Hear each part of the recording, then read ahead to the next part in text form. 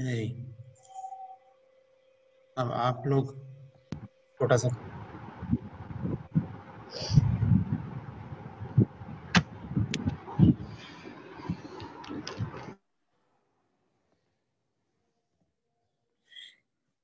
एक छोटा सा काम ये करना है कि एक अपनी मर्जी का कोई भी प्रॉब्लम ले लें। मुझे नहीं आसान कर देता हूँ उसको। याद होगा आपको की मेकिंग का एल्गोरिथम हमने लास्ट टाइम डिस्कस किया था। ठीक है। लास्ट टाइम यानी का कहने का मतलब है लास्ट टाइम से जब हमारा कोर्स स्टार्ट हुआ था, उसकी पहली क्लास थी, उसमें हमने टी मेकिंग का एल्गोरिथम बना के एक छोटा सा उसका बनाया था, एक प्रोसीजर कह लें आप। ठीक है। तो टी मेकिंग का एल्गोरिथम में अगर कंप्यूटेशन ऐड करना चाहें तो क्या कंप्यूटेशन हो सकती है उसमें? प्रोसेसिंग के लिहाज से हो सकती है, जो इंस्ट्रक्शन हम दे रहे होंगे उसके अलावा तो मेरे ख्याल से कोई नहीं हो सकती। तो टी मेकिंग वाला प्रॉब्लम आप लोगों के लिए थोड़ा सा कॉम्प्लेक्स हो जाएगा, बहुत जनरलाइज हो जाएगा। तो आप लोगों के लिए और कोई प्रॉब्लम सोचते हैं। आप लोगों ने एडिशन का हो गया, मल्टीप्लिकेशन। चलिए कुछ कोशिश करते हैं। बाइनरी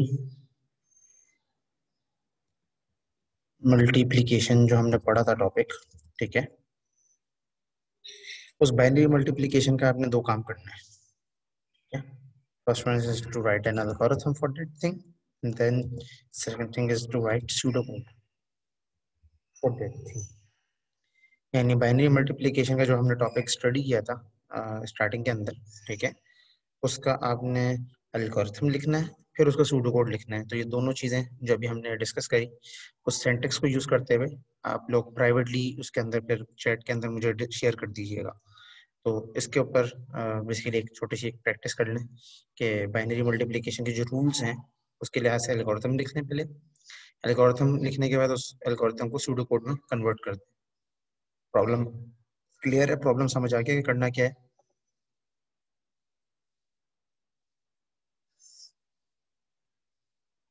प्रॉब्लम क्लियर है सबको?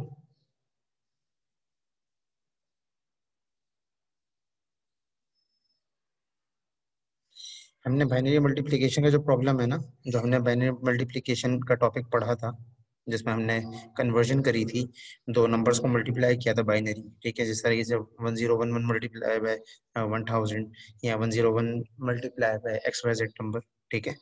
तो उस उस हमने सॉल्व करना तो सीख लिया उसको। ठीक है, उसका जो स्टेप्स हैं वो हमें पता है। अब उन स्टेप्स को यूज करते हुए उसका एक एल्गोरिथम लिखना है पहले। देन एल्गोरिथम के बाद उसका आपने सूडो कोड लिखना है। तो पहले आप एल्गोरिथम लिखें उसका, फिर एल्गोरिथम लिखने के बाद उसका सूडो कोड लिखें, और ये दोनों चीजें लिखने के बाद प्राइवेटली आप चैट में मुझे शेयर कर दें, ताकि मुझे आपका रिस्पॉन्स पता चल जाए कि आ, आपको ये चीज़ क्लियर है या नहीं। ठीक है। अब क्लियर है क्या प्रॉब्लम करना क्या है और क्या काम है? हसन, हमाद और बाकी हो। ठीक है। तो अब इसके ऊपर काम वर्क स्टार्ट करें। बेशक चैट करके लिख लें, जैसे लिख लें, चैट पे लिख लें तो ज़्यादा बेहतर है। ठीक है। तो इसका पहले एल्गोरिथम लिखें, फिर सूडो कोड लिखें। जब तक मैं फ्लो चार्ट की चीज़ें ड्रॉ कर लेता हूँ, तो फिर फ्लो चार्ट में एक्सप्लेन कर दूंगा मीन वाइल आप लोगों को। ठीक है।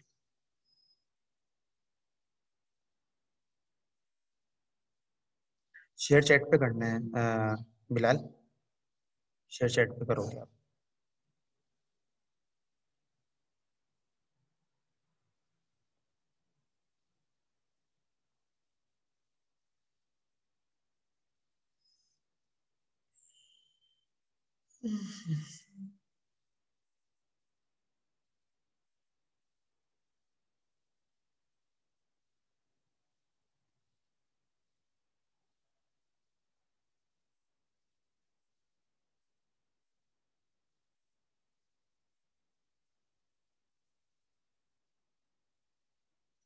शेप कम है, उसके लिए कुछ ऑल्टरनेटिव लेते हैं उसके लिए।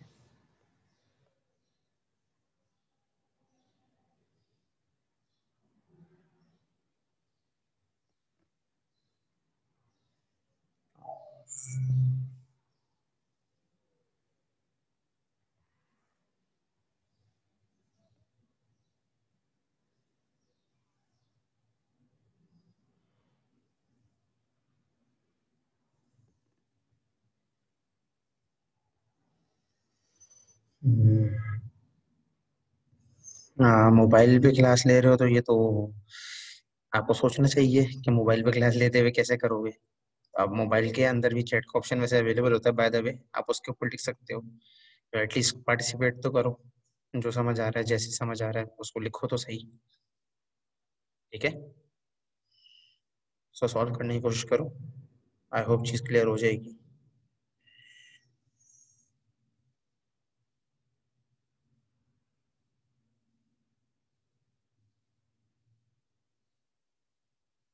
कोशिश करा करो कि जब भी क्लास लो लैपटॉप या सिस्टम के थ्रू लिया करो। ठीक है, सिस्टम के थ्रू लेने में टेंशन नहीं होती, जैसे ये भी आपको प्रॉब्लम हो रही है, प्रॉब्लम आपको नहीं होगी आप उससे लोगे तो।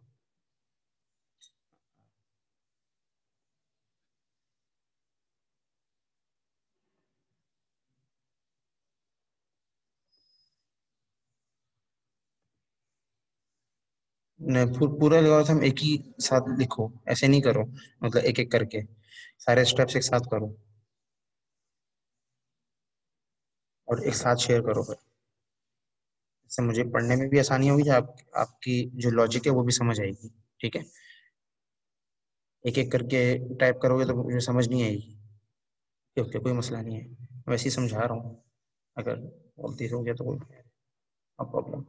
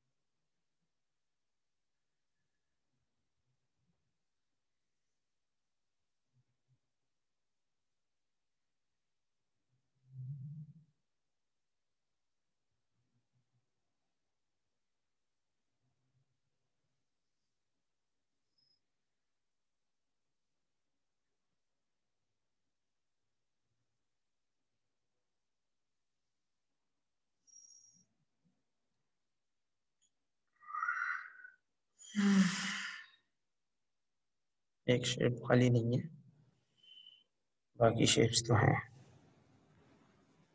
तो मैं वैसे ही बता दूंगा शेप को, चलो दिखा दूंगा, नेट पे दिखा देता हूँ आप लोगों को। आप एल्गोरिथम का काम तो करें।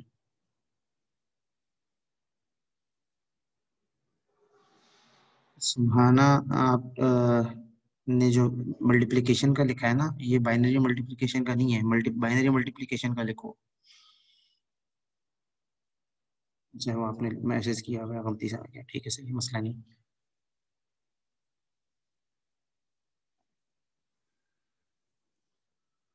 एक मिनट, अपना माइक।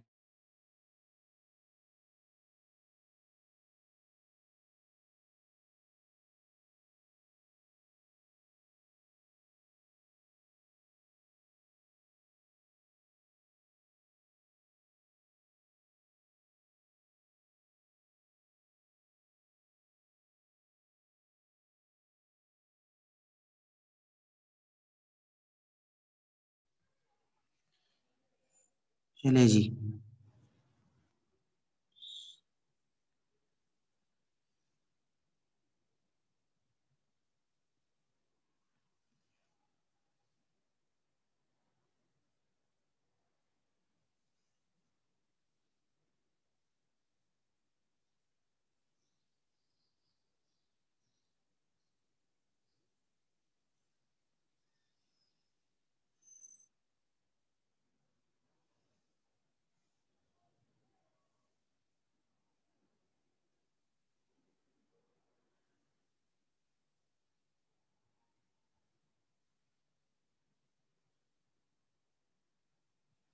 अच्छा, आप लोगों ने एक चीज बस ये बता दें, इसको सॉल्व करते करते कि आप लोगों ने कंट्रोल स्टेटमेंट्स पढ़ ली हैं, if else while loop do while, ये पढ़ लिया नहीं पढ़ा अभी तक प्रोग्रामिंग फंडामेंटल के अंदर?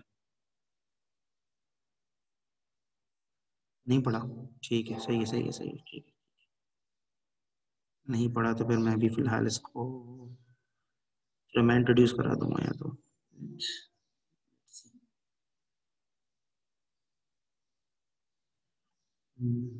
स्टूडेंट ने भेजा है, देखते हैं इसमें उन्होंने क्या किया।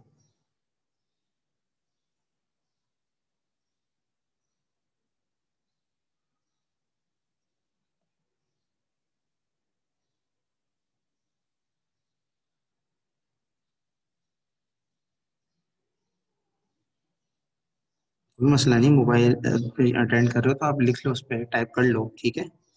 उससे उससे टाइप कर दो, एक साथ टाइप कर लो किसी टूल पे, और फिर जूम पे आके उस पे वो कर दो।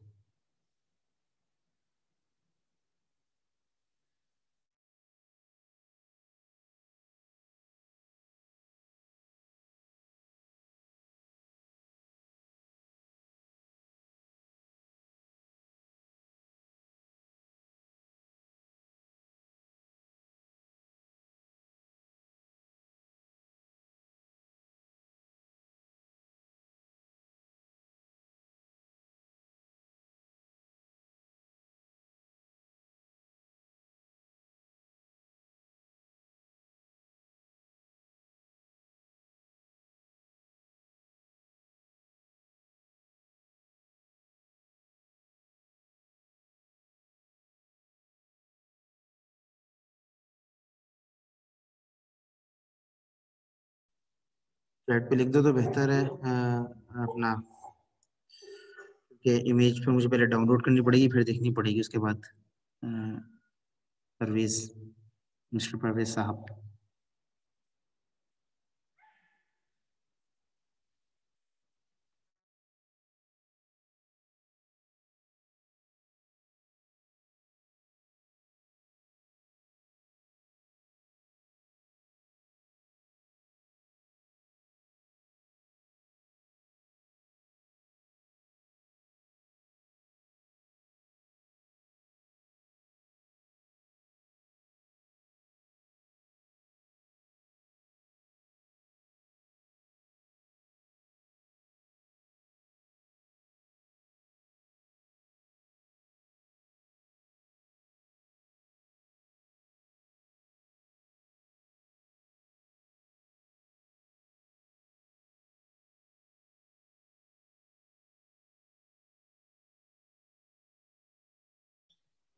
हसन, आपने एल्गोरिथम ठीक लिखा है, आप उसका सूडो कोड लिख दो। एल्गोरिथम आपका ठीक है, हसन खान।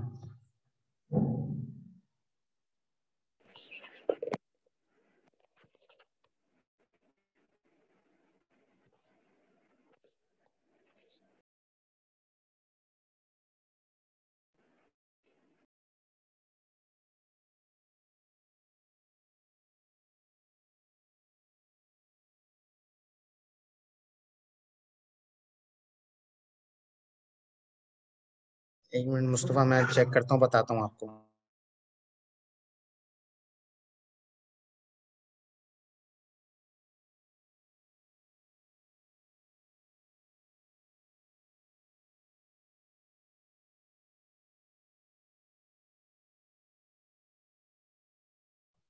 एल्गोरिथम ठीक है, लेकिन इसमें रूल्स वाली बात नहीं करी आपने, उसमें रूल्स वाली चीज को ऐड कर दो। बाकी चीजें सही हैं कि रूल्स जो हैं मल्टीप्लिकेशन के, वो ऐड हो जाएं, और फिर एडिशन के रूल्स के बारे में भी होना चाहिए, बाकी ठीक है।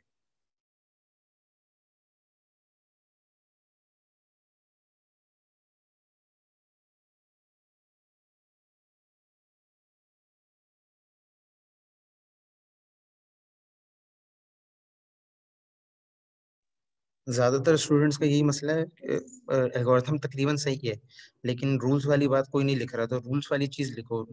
एक आध स्टूडेंट ऊपर लिखी है, बाकी ज्यादातर बाकी स्टूडेंट नहीं लिख रहे। तो जो रूल्स है ना, उनको मैप करके, एडिशन के और मल्टीप्लिकेशन के, फिर उसके बाद यही सारी स्टेप्स लिख दो, तो ठीक है ये चीज। ठीक है, कि मतलब जानी जहाँ पे मल्टीप्लिकेशन हो रही है वहां पे उसका रूल चेक करके फिर मल्टीप्लाई करे। इसी तरीके से जहाँ एडिशन हो रही है वहां उसका रूल चेक करके एडिशन कर आपको रिस्पॉन्स दे।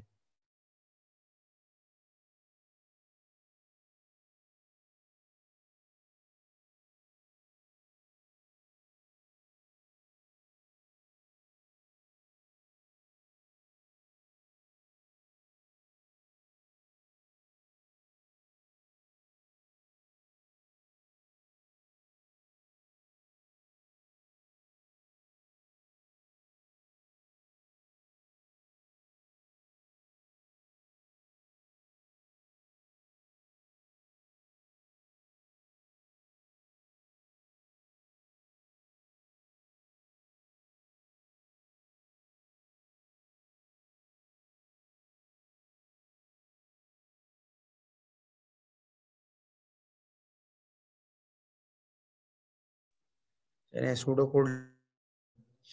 कोड लिखना स्टार्ट कर दें। एल्गोरिथम तो तकरीबन ने लिख लिया है।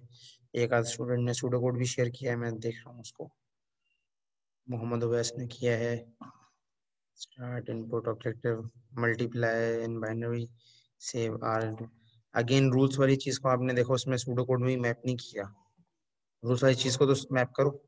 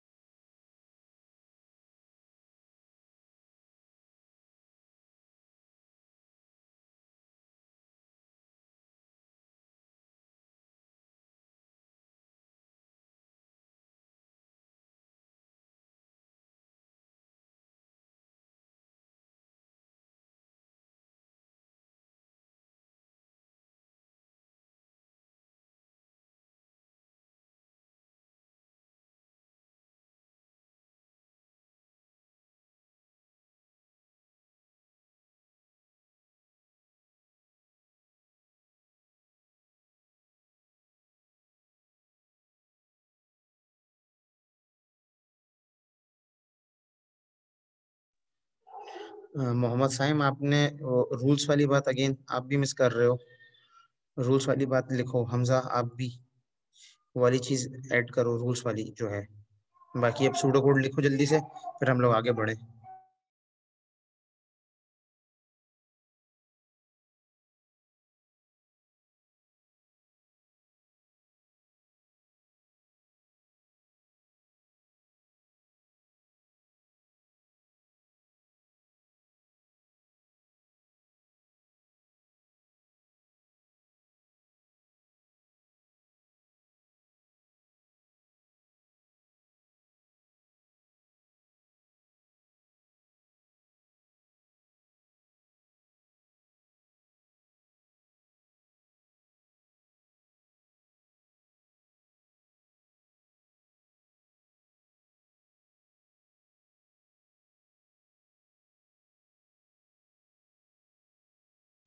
सूडो कोड शेयर करना शुरू करते हैं भाई। एल्गोरिथम तकरीबन ने लिख लिया, अब सूडो कोड लिख लें सारे।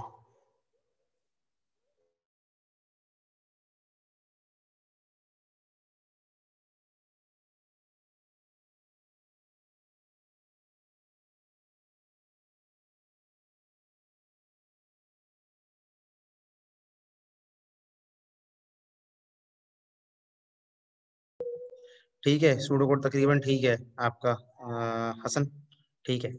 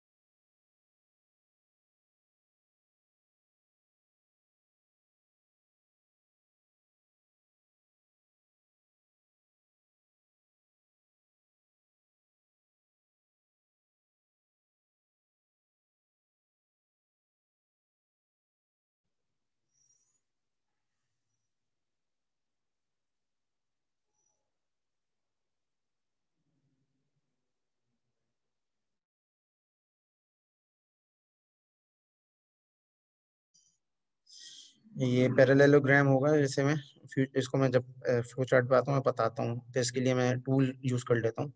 ठीक है, इस चीज को मैं उस पर बना लूंगा, छोड़ो इसको। आप लोग कंफ्यूजिंग हो जाएगा वरना।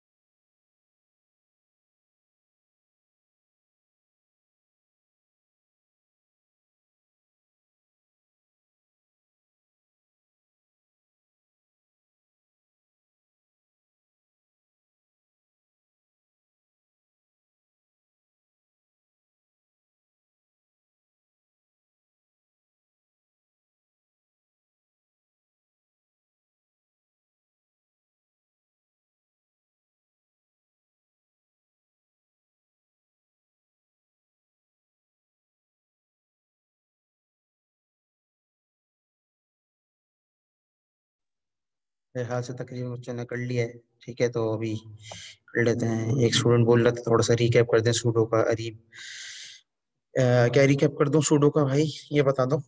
पूरा टॉपिक या फिर खाली एक कोई चीज, एक स्पेसिफिक पॉइंट वो समझना चाह रहे हो?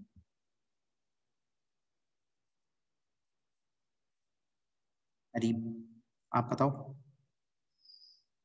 पूरा टॉपिक कर दें? पूरा टॉपिक में टाइम लग जाएगा भाई। मैं एक शॉर्ट इन शॉर्ट बता देता हूँ जो डेफिनेशंस का डिफरेंस है। जिस तरीके से हम एल्गोरिथम्स लिखते हैं, ठीक है, और एल्गोरिथम्स में हम लोग क्या कर रहे होते हैं, हम लोग नेचुरल लैंग्वेज के अंदर बेसिकली प्रॉब्लम को एक्सप्रेस कर रहे होते हैं। कंप्यूटेशनल प्रॉब्लम कोई भी हमारा हो, उसको हम अपनी नेचुरल लैंग्वेज के अंदर बेसिकली एक्सप्लेन कर रहे होते हैं। डेट टास्क इज बेसिकली, हमारा जो टास्क है ये एल्गोरिथम कहलाता है, या जो तरीका है जिसके थ्रू हम ये काम करते हैं, that is known as algorithm. इसके अलावा जो दूसरा प्रोसेस है, जो दूसरा तरीका है, ठीक है, टू एक्सप्रेस प्रॉब्लम या computational problem, that is pseudo code. तो सूडो कोड में हम लोग क्या कर रहे होते हैं कि अपने जो प्रॉब्लम है, जो भी कंप्यूटेशनल प्रॉब्लम है जिसका हमने एल्गोरिथम लिख लिया है या नहीं लिखा, उसको हम प्रोग्रामेटिक वे में, जनरलाइज प्रोग्रामेटिक वे के अंदर एक्सप्रेस करते हैं। ठीक है, उसका एक तरीका है खास। उसमें असाइनमेंट के लिए हम लोग इज इक्वल्स टू यूज नहीं करते। असाइनमेंट के लिए हम हमेशा जो सिंबल यूज करेंगे, मैं ये सिंबल यूज करेंगे एरो का। ठीक है, ये बेसिकली आपके हमेशा सूडो कोड के अंदर वो होगा असाइनमेंट के लिए। ठीक है, तो और असाइनमेंट हमेशा ए है, फॉर एग्जांपल ये 8 लिखा हुआ है, तो अगर मुझे ए के अंदर 8 को असाइन करना, तो इस तरीके से लिखा जाएगा कि 8 इस बेसिकली जो जिसकी वैल्यू जारी है, रेफरेंस ए है। ठीक है, इसको ऑपोजिटली लिखा जाएगा। ठीक है, तो कुछ स्टूडेंट ने इसको भी ऑपोजिट लिखा हुआ है, तो इस चीज को देख लें। ठीक है, अभी तो एज ए प्रैक्टिस है तो कोई मसला नहीं है, लेकिन क्विज हो या कोई और चीज़ हो तो उसमें इस चीज़ को मेक श्योर करें कि ये चीज़ आपकी सही हो। ठीक है, तो हमेशा हमारा जो सूडो कोड है वो स्टार्ट स्टेटमेंट से स्टार्ट होता है, ठीक है, और उसके अंदर हमारा कोई ना कोई ऑब्जेक्टिव होता है, कुछ इनपुट्स होते हैं, जिन इनपुट्स को हम लेते हुए बेसिकली प्रोसेस करते हैं, और प्रोसेस करने के बाद उसका फाइनली रिजल्ट को हम प्रिंट या शो करते हैं और एंड हो जाता है हमारा सूडो कोड। तो चैट के ऊपर आप डिफरेंट एक छोटा सा प्रॉब्लम दिया था, मैंने तो एडिशन का समझाया था, फिर मैंने आप लोगों को बाइनरी मल्टीप्लिकेशन का एल्गोरिथम करने के लिए दिया था, ठीक है। एरो इस्तेमाल करने का रीजन ये है कि जिस तरीके से हम प्रोग्रामिंग लैंग्वेज के अंदर इक्वल्स टू असाइनमेंट का यूज करते हैं, ठीक है, इसी तरीके से सूडो कोड के अंदर जो असाइनमेंट का वे है, जो तरीका है, जो रिप्रेजेंटेशन है उसकी, वो बेसिकली एरो है, और कोई इसका खास रीजन नहीं है इसके अलावा, ठीक है। असाइनमेंट्स को शो करने के लिए, टू रिप्रेजेंट असाइनमेंट्स, हम लोग एरो सिंबल को यूज करते हैं बेसिकली, ठीक है। आप बुक के अंदर भी एग्जांपल्स देखोगे तो उसके अंदर भी एरो ही यूज हुआ होगा, ठीक है। तो एरो बेसिकली इसी चीज को इंडिकेट कर रहा है कि आप जो चीज आप डिफाइन करना चाह रहे हो, या सॉरी जिसको जो वैल्यू आप असाइन करना चाह रहे हो, तो उसके लिए आप ये चीज यूज करते हैं, ठीक है। ऑलराइट, सूडो कोड भी तकरीबन ने लिख दिया है, और तकरीबन बच्चों ने जो भी लिखा है मेरे हिसाब से काफी हद तक सही लिखा है। एक आध छोटी मोटी लाइकनेस है तो वो आप प्रैक्टिस और करोगे तो सही हो जाएगी। तो कुछ और प्रॉब्लम्स को लेके आप प्रैक्टिस करो इस चीज को, ठीक है। खाली ये एक प्रॉब्लम के ऊपर या दो प्रॉब्लम के ऊपर प्रैक्टिस करने से आप मतलब ये नहीं कह सकते आप बिल्कुल सही हो जाएंगे। तो उसको बेहतर करने के लिए और फर्दर प्रॉब्लम्स के जो भी आपको लगता है, जर्नल लाइफ प्रॉब्लम भी आप ले सकते हो, उसको लेके उसको भी सॉल्व कर सकते हो, डेट इज ऑल्सो पॉसिबल। वो आपके ऊपर डिपेंड करता है आप उसको कैसे लेके चलते हो, ठीक है। अच्छा जी, यहाँ तक सब चीज़ें आई होप क्लियर है होंगी, कि अब इसके बाद हम लोग आगे फाइनल स्टेप जो है हमारा, ठीक है, सूडो कोड उसकी तरफ बढ़ते हैं, ठीक है। अच्छा जी, सूडो कोड के लिए मैं स्क्रीन शेयर कर देता हूँ।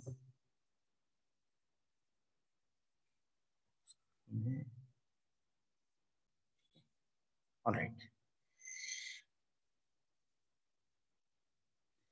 ये बेसिकली जो टूल मैं यूज़ कर रहा हूँ इस चीज़ को बनाने के लिए, इसको माइक्रोसॉफ्ट विजुअल कहते हैं, ठीक है।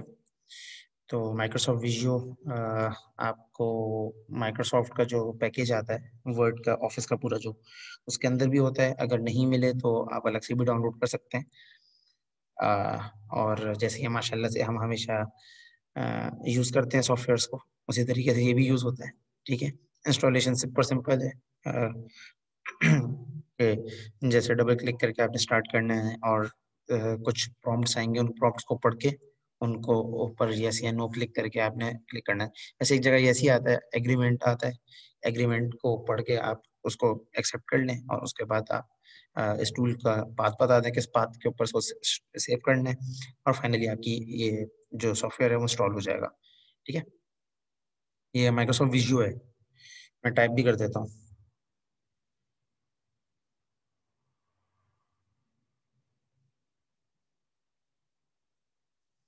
और जो जिस वर्जन का आप ऑफिस आपके पास इंस्टॉल्ड है, माइक्रोसॉफ्ट ऑफिस, उसी वर्जन का विजुअल आपके पास चलेगा, वरना इंटीग्रेशन नहीं होगी। जैसे मिसाल के तौर पर अभी मेरे पास जो विजुअल चल रहा है, मेरे पास जो ऑफिस है वो 2016 है, ठीक है। तो ये मेरे पास विजुअल भी 2016 है, ठीक है।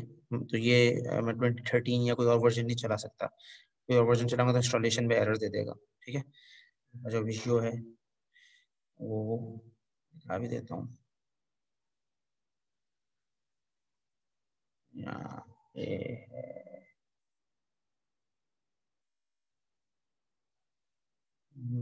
इसके बारे में इसकी इंफॉर्मेशन,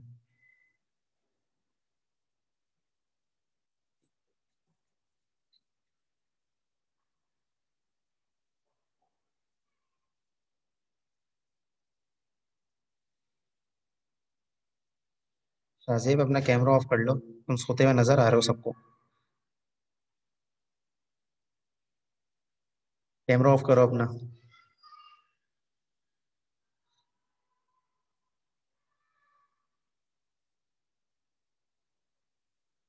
अच्छा, इसके लिए कोई भी वो यूज़ कर सकते हो, ऑल्टरनेटिव इसके बहुत सारे हैं। ठीक है, तो अगर आप ऑनलाइन टूल्स भी हैं बहुत सारे जिनके ऊपर आप फ्लो चार्ट की प्रैक्टिस कर सकते हैं। तो विजुअल एक मैंने ऑल्टरनेटिव दी है, आपकी मर्जी है, आप इसको यूज़ करना चाहे तो वो है। ठीक है,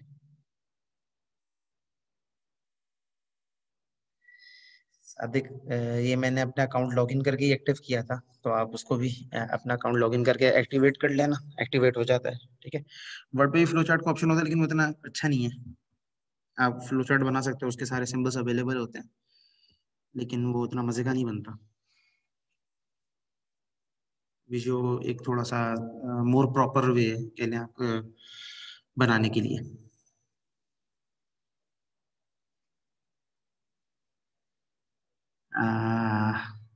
नहीं, मेरा तो हो गया था। आई डोंट नो तुम कौन सा यूज कर रहे हो। मेरे पास तो मसला नहीं हुआ था ये वाला जो तुम्हारे पास मसला हो रहा है। अच्छा, खैर। अच्छा, ये कुछ सिंबल्स हैं, मतलब कह रहे हैं आप शेप्स हैं, इनको समझ लें। ठीक है, क्योंकि इन शेप्स को समझने के बाद आप के लिए चीज़ें आसान हो जाएंगी अ, बनाना। जब आपको कोई भी प्रॉब्लम दिया जाए तो आप उसको इजीली उसको शो रिप्रेजेंट कर सकते हैं।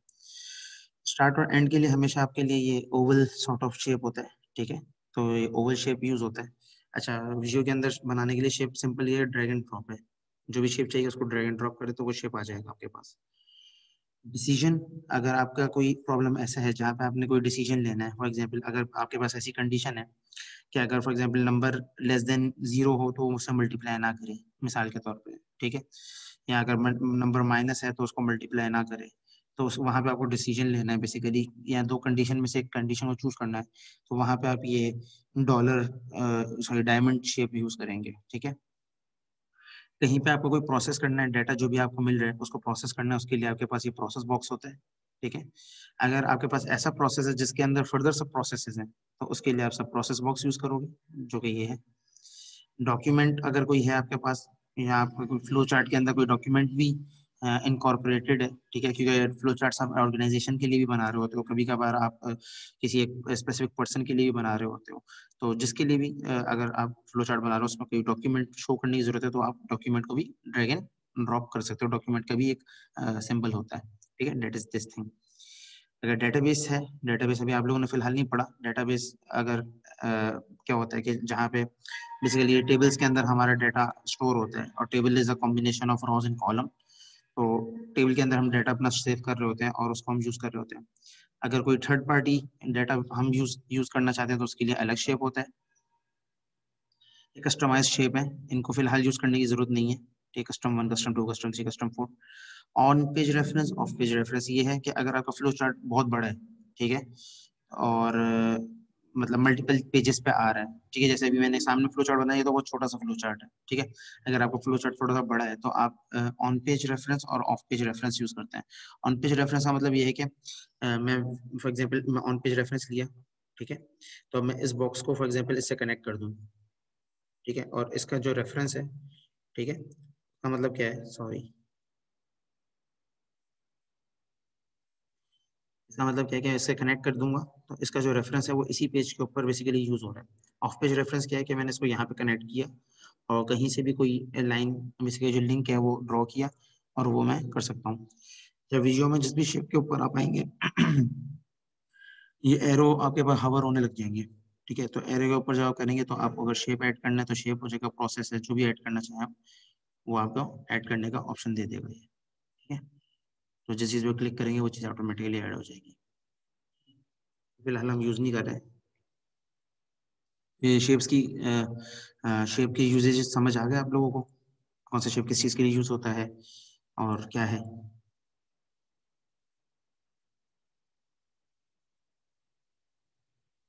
ये बेसिक फ्लो चार्ट के शेप्स हैं जो कि नॉर्मली हम यूज़ करते हैं।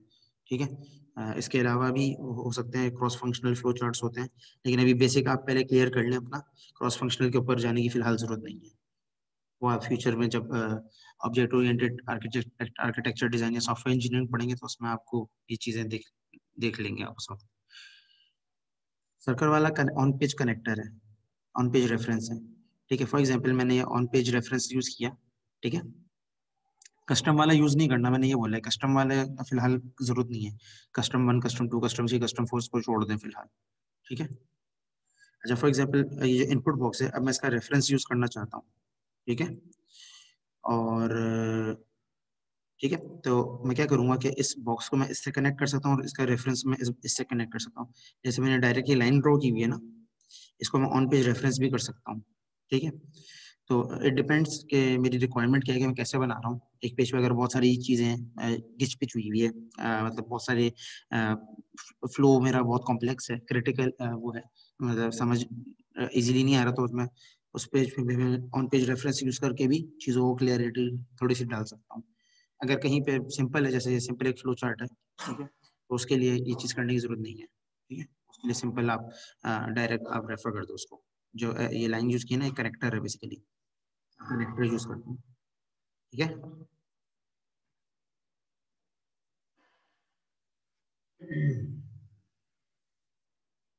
सबको क्लियर है?